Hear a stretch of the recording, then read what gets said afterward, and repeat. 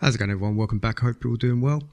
So basically, in the last episode, I went on and I built a skeleton farm. It wasn't in the last episode. It was actually on a live stream. So if you want to go and watch that, I will link it in the description.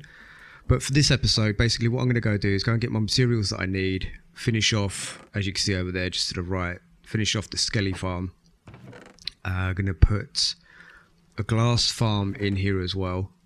So we've got glass and we have bone marrow, because the bone marrow goes into the wheat farm. And then once we've done that, I'm going to go on and I do a lot of digging in this. We go and take the drill to get a load of materials to build our power plant, basically. And that was quite a big build. It's probably one of the biggest type builds I've done. But yeah, so I'm going to just crack on with this. I'm going to speed it up and get on with a montage, and we'll get back to you after the build's done.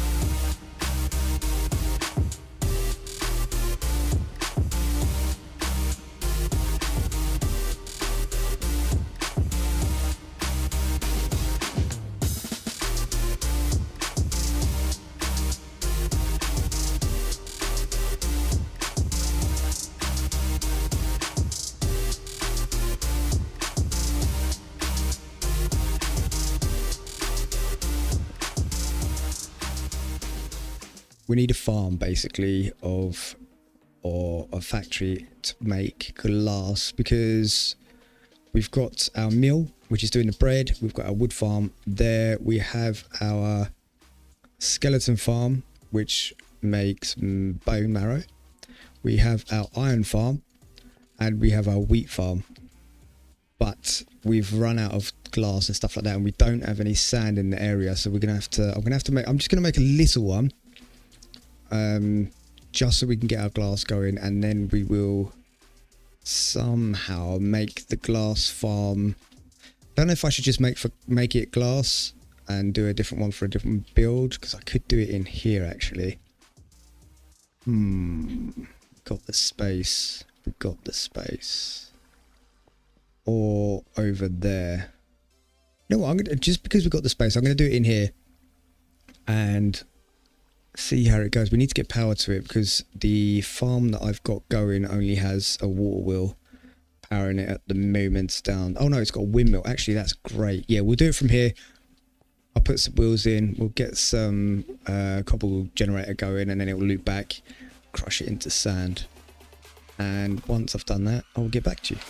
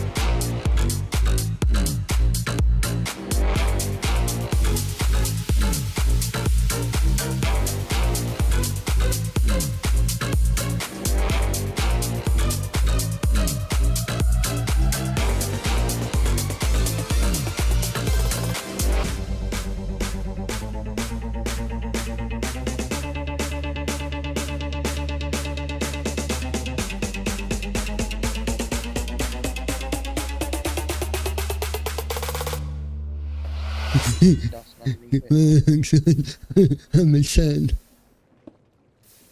What's that? I made sand.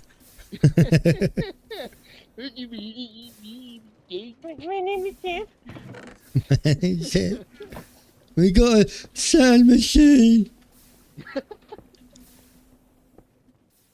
Okay, it's still not working. Do I have it on the wrong side? You know what? Don't care. Bottom, top. We're getting a bit of server lag. So I think we've built too many machines in there. So what we're going to do is build maybe the power plant here. So I'm going to core out some stuff and then put a power plant around here somewhere. I'm not sure. I do want it outside, but I'm not sure how big we're going to kind of want it to go. And also what I found out is that there's a lot of stuff that makes server lag, including power plants. So we're going to move it away from the actual main build that we've got over behind me, as you can see over there. And hopefully we can kind of get the power to go over. We do need to somehow make a lava farm, so I'm going to go and look for some dripstone so we can make an infinite lava source, and then we will get on with going probably down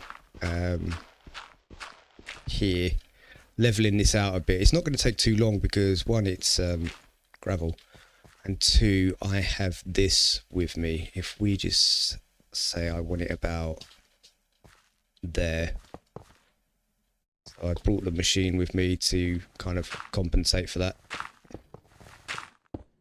and that's just going to go all the way along and collect what it needs to collect if we don't have blocks in the way.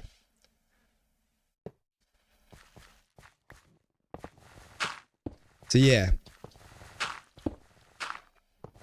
we're going to get on with doing this and stuff.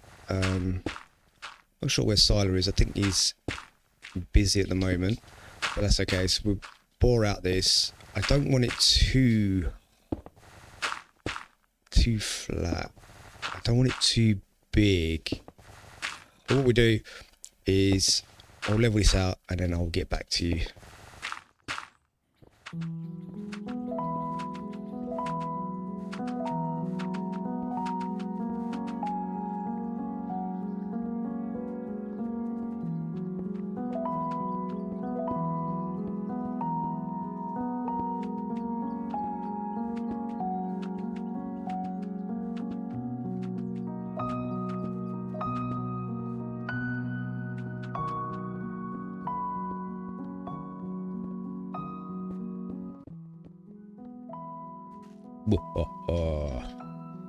So yeah, we're gonna have to go back, find a load of lava buckets, get some dripstone, make some cauldrons, so dripstone go into cauldrons, and go and get a load of copper, bring quite a few resources over here in my little backpack I got, and make a little base for now, and then we can get on with the build, I guess. So I'll travel back to my main island and I will see you when we get there.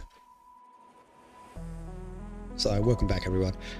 Gone over to the base, gone back, got some supplies. We got loads of wood just in case, and we have all of our create stuff in here. I'm not sure if I'm going to need all of it. I'm not sure if I'm going to need more. I've just realised I don't have any belts, so we're going to have to start smelting some kelp up. That's fine because we've got a load of kelp next to us, so we'll just grab it from there. And we need to make tanks and stuff. That's what we need to do. Tanks, pistons, no, tanks.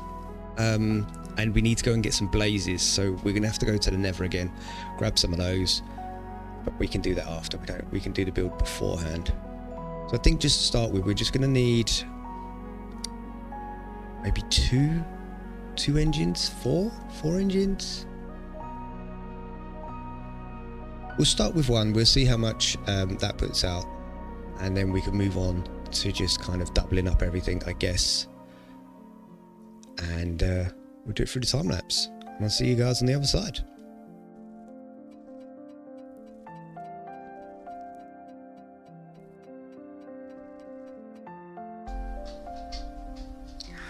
So basically, as you can see, I started by mapping out or measuring out how wide I wanted it. In the end, this didn't go to plan because it was slightly off, but we're not going to talk about that.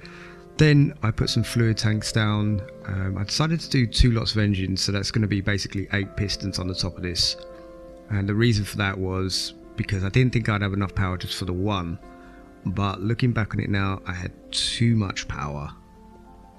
Well, I say too much power, you can't really have too much power, but decided to have 2 instead so we could run most of the stuff off of this one building that's around us. If the shafts and stuff like that go that far, I'm not sure if they do. I've never done that kind of distance before. I then went on to make a water source for the pump, and this basically means that the piston engine will never run out of water because it comes from a water source instead of a block.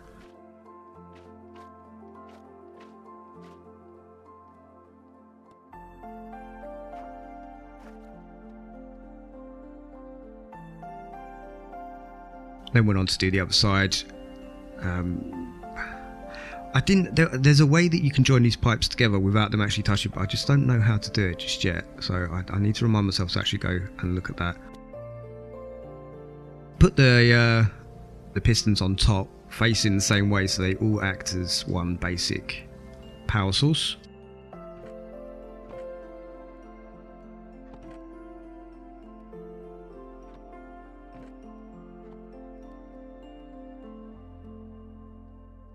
And I'm basically gearing up now to go over to the nether because I need to get some blaze. Yeah, I need to go and get some blazes and a lot of lava, so I thought I might as well just go and grab both while I'm there. I hate going into the nether because it's just too dangerous. I'm no good in there. But yes, yeah, so we cross the fingers to get over there, and then we end up coming back and placing the blazes underneath the fluid tanks.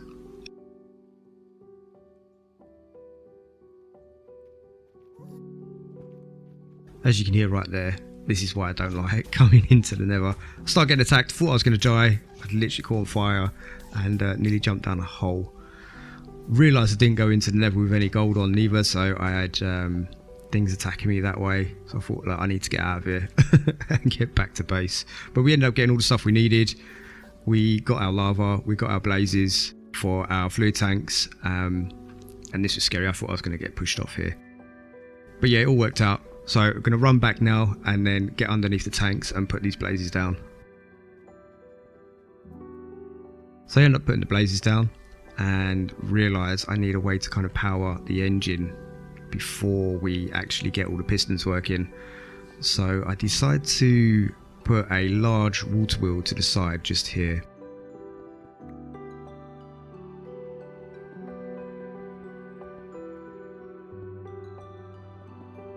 We need to make it quite big, but we want it to go one direction and one direction only, so that's why I put the block there to kind of give it rotational force. I then go on for a gearing system, realise that it's too slow, so then I have to gear everything up by putting big cogs onto small cogs. So as you can see here, geared it up quite a lot. It's overstressed, so this is where I think about I need to maybe get another water wheel somewhere to kind of give it a little bit more power, because if it breaks down, don't know if we'll get it started again.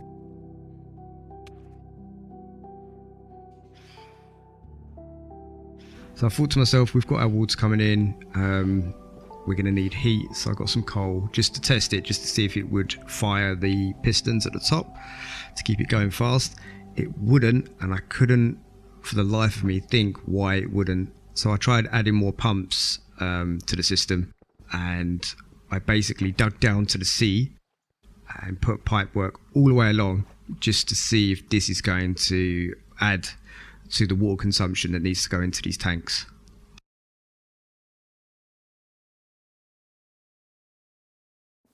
As you can see, got everything up and running. The pistons are now controlling everything. They're actually running the water wheel down there. We have a water wheel down the back as well, pumping more water into the second tank. So I'm just going to make a little lava farm here with dripstone. So the lava drips into the cauldrons. The cauldrons then pump it back up to the lava, and then it drips back in, and it gets bigger and bigger and bigger.